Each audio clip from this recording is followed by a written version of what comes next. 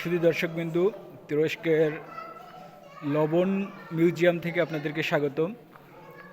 আপনারা দেখতে পাচ্ছেন আমার চারিদিকে, এটি মূলত কোনো গুহা নয়, এটি লবণের মিউজিয়াম। অর্থাৎ এগুলো পুরোটাই লবণ।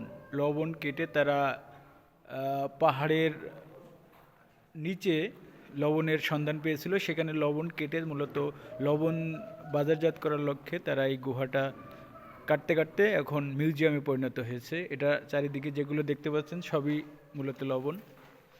আমরা এসেছি এটা পরিদর্শন করার জন্য।